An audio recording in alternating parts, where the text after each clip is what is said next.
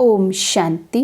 31 दिसंबर 2021 बाबा के आज के महावाक्य हैं। बाबा समझाते, मीठे बच्चे सदा सुखी रहो। जितना याद करेंगे उतना सुख मिलेगा। यही बाप तुम बच्चों को आशीर्वाद देते हैं। प्रश्न है, संगम युग पर तुम बच्चे ऐसा कौन सा शुभ कार्य करते हो जो सारे कल्प में नहीं होता? बाबा समझाते, पवित्र बनने और बनाना सबसे शुभ कार्य है। पवित्र बनने से तुम पवित्र दुनिया के मालिक बन जाते हो। पवित्र बनने की युक्ति बाप ने बताई है कि मीठे बच्चे तुम मुझे लव से याद करो। कैसे याद करना है बाबा को? लव से, प्यार से बाबा को याद करना है। केवल कोई नियम निभाने के लिए नहीं। देही अभिमानी बनो, ऐसी युक्ति सबको सुनाते रहो।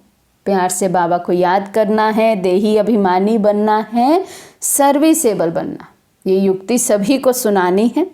बाबा कहते ये है संगम युग पर सबसे शुभ कार्य, पवित्र बनना और बनाना। गीत है, किसने ये सब खेल रचाया। ओम शांति। शिव बाबा बैठ करके अपने बच्चों को, सालिग्रामों को समझाते हैं। शिव बाबा को तो सब जानते ही हैं। ये भी जानते हैं कि शिव बाबा को अपना शरीर नहीं है। शिव की प्रतिमा तो एक ही है, इसमें कोई फर्क नहीं आता। उनको दिखाते ही है लिंग के सामने।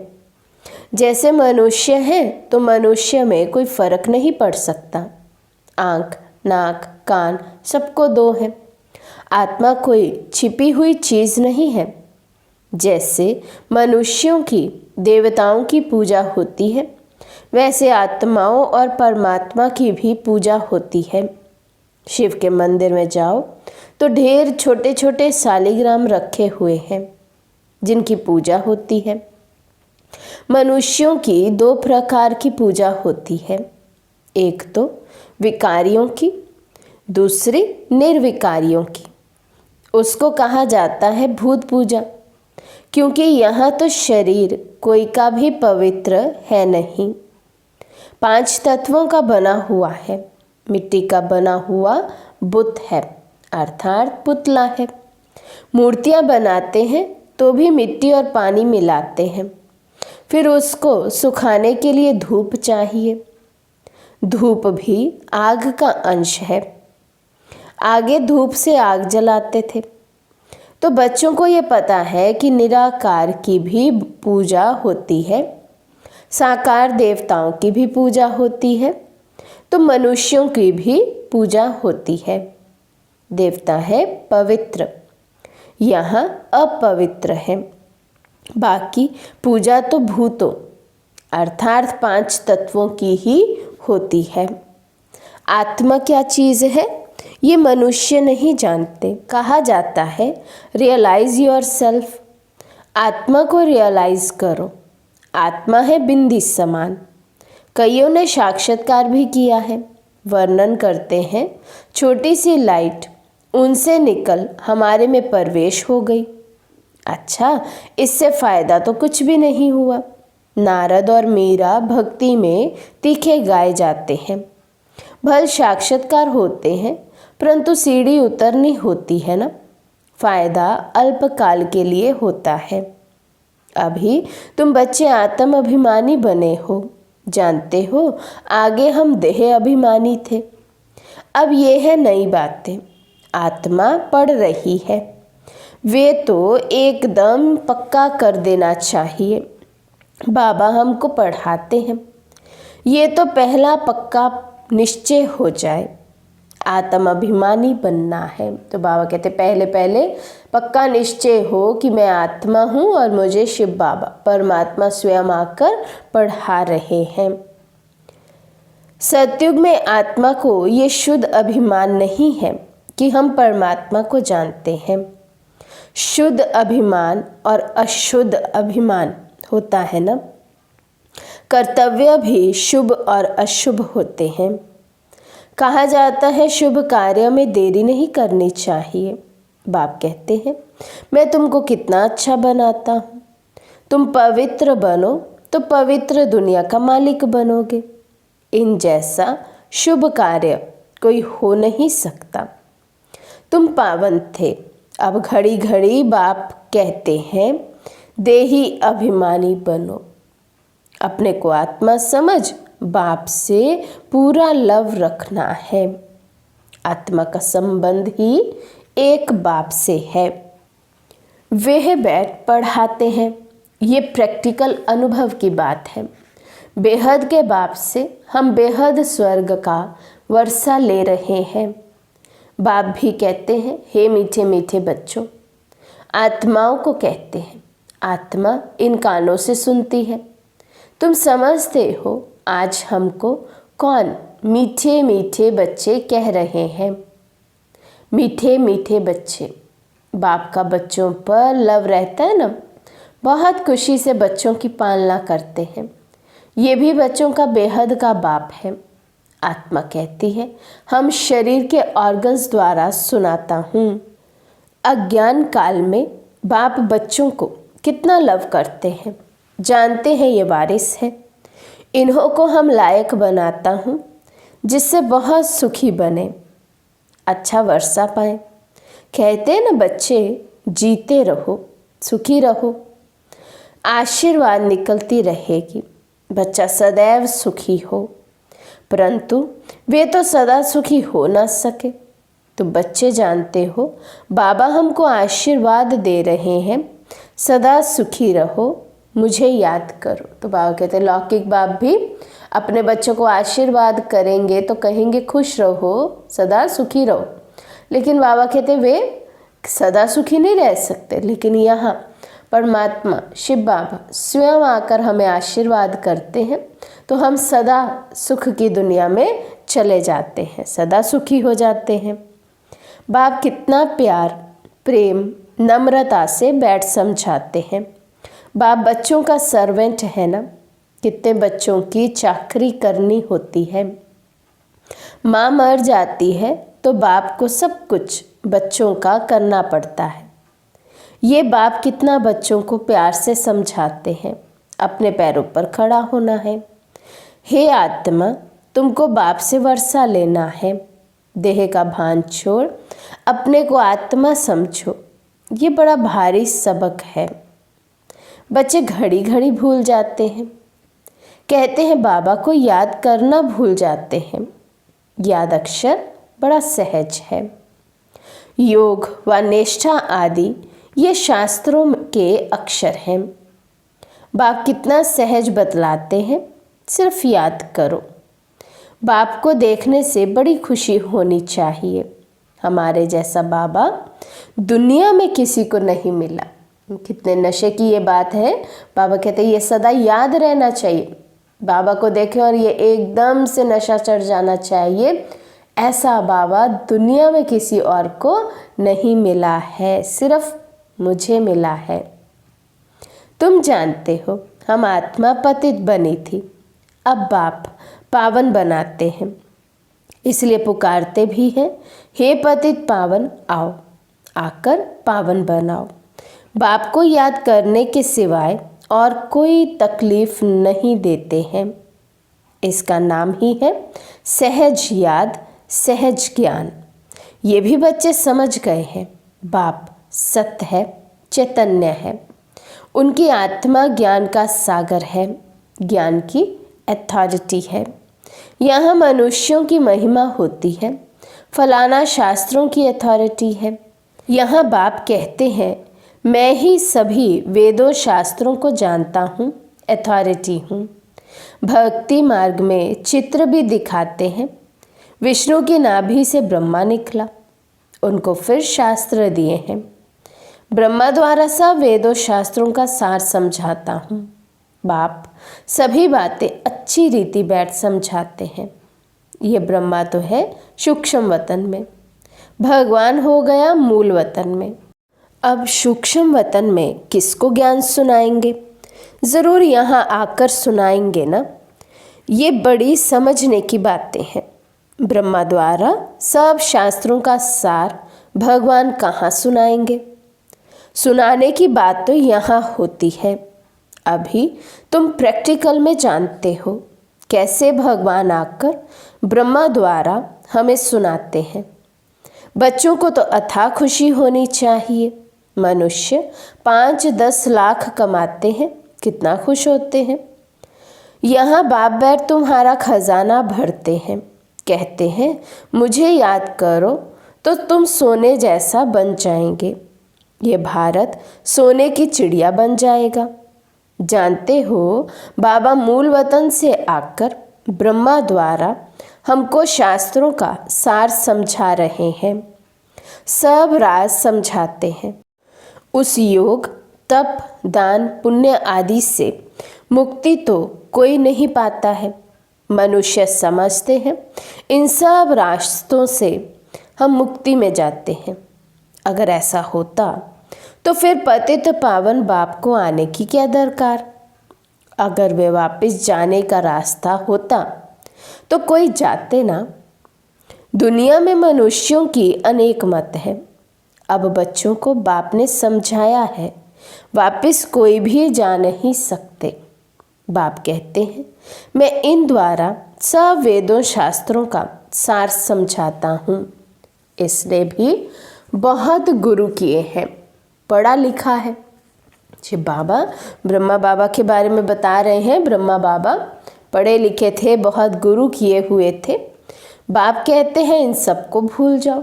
लेकिन जब शिव बाबा ने प्रवेश किया तो शिव बाबा ने एक ही ऑर्डर पास किया कि सबको भूल जाओ। और ब्रह्मा बाबा 1 सेकंड में जैसे सारी पुरानी दुनिया को भूल गए, सब पढ़े हुए वेद शास्त्र भूल गए।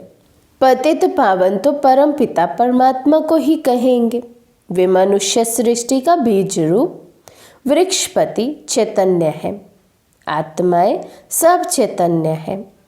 तुम जानते हो हम मूल वतन में जाकर फिर आएंगे पाठ बजाने। आधा कल्प सुख का पाठ बजाएंगे। सारा मदार पढ़ाई पर है। जितना पढ़ेंगे उतना ऊंच पद पाएंगे। ये पढ़ाई बहुत ऊंची है। एम ऑब्जेक्ट ही है नर से नारायण, मनुष्य से देवता बनने की। जब आदि सनातन देवी देवता धर्म है तब कोई हिंसा होती नहीं, वहाँ विकार की बात होती नहीं, ना कोई लड़ाई झगड़ा होता है। अभी तुम समझाते हो कि जब अनेक धर्म है तो भाषाएं भी अनेक हैं, सबकी एक भाषा हो नहीं सकती। अब अद्वैत धर्म तुम्हारा स्थापन हो रहा है। अद्वैत व देवता एक अक्षर हो जाता है। अभी तुम देवता धर्म के बन रहे हो। गीत भी है ना, बाबा हम आपसे 21 जन्मों के लिए सारे विश्व की बादशाही लेते हैं। वहाँ ऐसे कोई नहीं कहेंगे कि ये हमारी स्पेस है, यहाँ से तुम पास ना करो। यहाँ तो एक दूसरे को डराते रहते हैं। बैठे बैठे लड़ने झगड़ने का भूत आ बैठता है। तुम बच्चे जानते हो हम श्रीमत पर अपनी राजधानी स्थापन कर रहे हैं। हम विश्व के मालिक बनते हैं। हम होंगे भारत में ही, दिल्ली में, आसपास की नदियों पर होंगे। वहाँ सदैव बहारी मौसम होती है, सब सुखी रहते हैं। तो बाबा सतयुग की सैर करा रहे हैं आज हमें, तो हम भी बाबा के साथ साथ सतयुग में पहुँच जाएं। प्रकृति भी सतो प्रधान होती है ना, तुम समझ सकते हो हम कैसे दैवी राज्य स्थापन कर रहे हैं फिर से। जैसे 5000 वर्ष पहले किया था वैसे ही हूबहू फिर से अपनी राजधानी हम स्थापन कर रहे हैं। तो बच्चों को बाप की याद में बड़ा खुशी में रहना चाहिए। निरंतर याद करो और कोई तकलीफ नहीं दी जाती, इसमें ही मेहनत है। घड़ी घड़ी बाप की याद भूल जाती है। देह अभिमान में आने से उल्टा काम कर लेते हैं।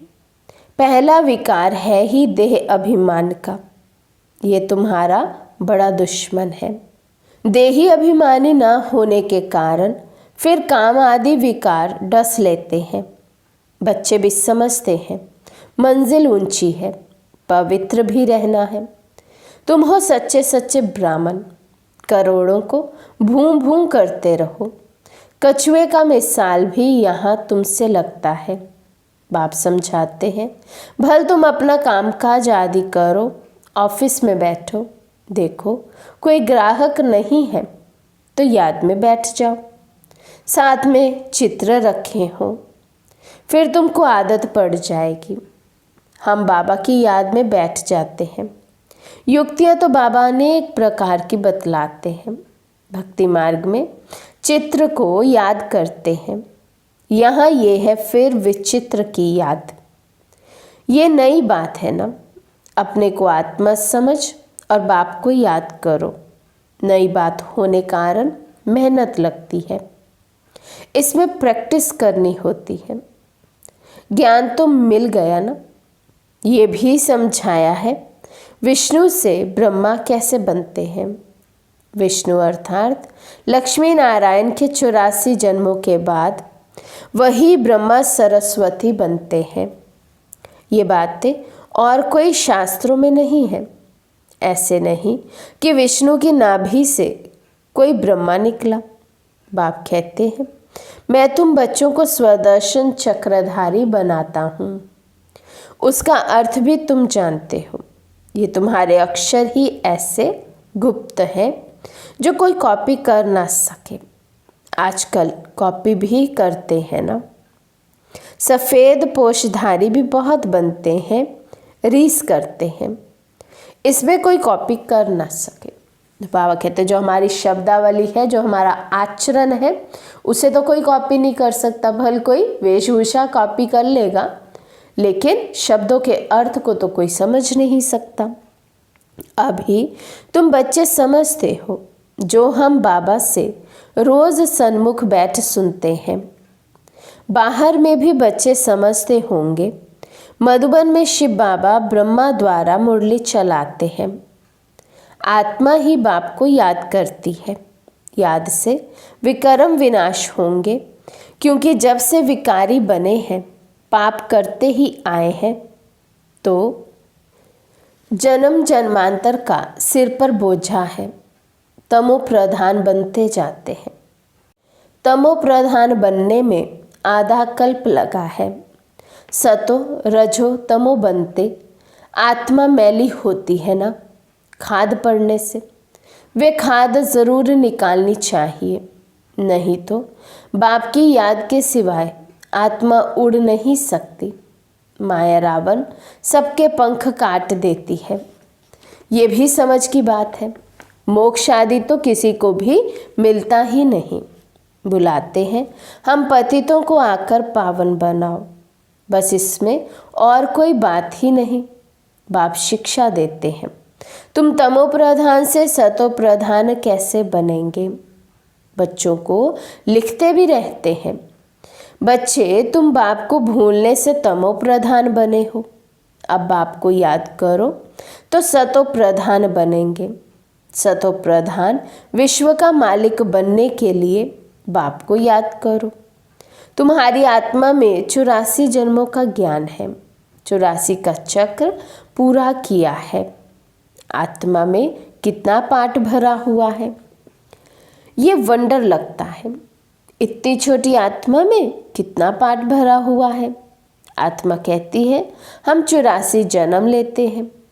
ये भी अभी तुमको समझ मिली है।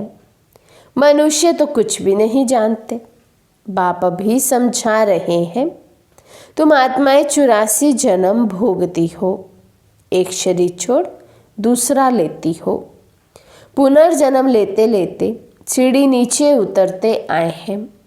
अब फिर सतो प्रधान बनकर राज्य करना है तो कितनी खुशी होनी चाहिए। तो बाबा कहते हैं अब फिर से कल्प पहले मुआफिक हम अपना राज्य भाग्य ले रहे हैं। राजधानी स्थापन हो रही है। तो इन बातों को सोचकर समझकर कितना हमें खुशी में रहना चाहिए। बाबा हमको बेहद का वर्षा कल्प कल्प देते ही हैं। तुम बच्चों को अब पहचान मिली है। तुम जानते हो हम माला के दाने बनते हैं जो फिर नंबरवार राज्य करेंगे। वहाँ के राजधानी की जो रस्म रिवाज होगी वही फिर रिपीट होगी। उनके लिए फालतू ख्यालात करने की दरकार नहीं है। ये कैसे होगा, क्या होगा, जैसे राज्य किया होगा वैसे करेंगे। वे साक्षी हो देखना है। चिंतन करने की दरकार नहीं कि क्या होगा। अच्छा, मीठे मीठे सिके लदे बच्चों प्रति माता पिता बाप दादा का याद प्यार और गुड मॉर्निंग। रूहानी बाप की रूहानी बच्चों को नमस्ते।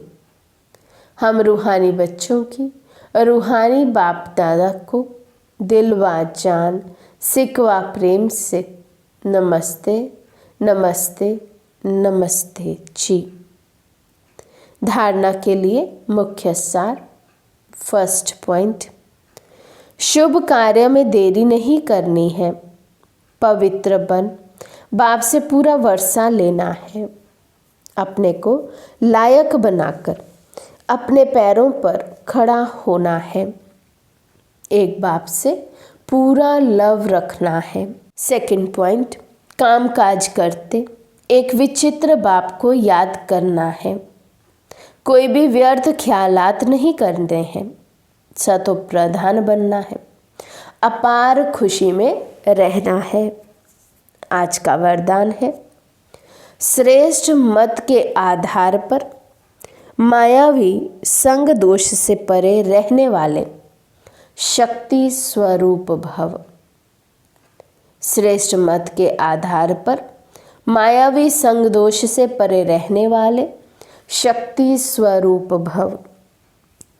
बच्चों की एक कंप्लेंट रहती है कि संबंधी नहीं सुनते, संग अच्छा नहीं है, इस कारण शक्तिशाली नहीं बन सकते।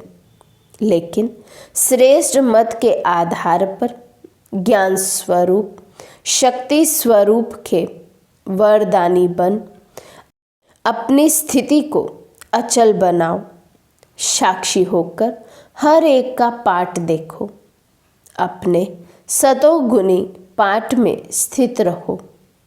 सदा बाप के संग में रहो तो तमोगुनी आत्मा के संग के रंग का प्रभाव पड़ नहीं सकता। स्लोगन, कर्मयोगी वे हैं जो कर्म के कल्प वृक्ष की डाली पर बैठ कर्म करते भी उपराम स्थिति में हो। कर्मयोगी वे हैं जो कर्म के कल्प वृक्ष की डाली पर बैठ कर्म करते भी उपराम स्थिति में रहे। अच्छा, ओम शांति।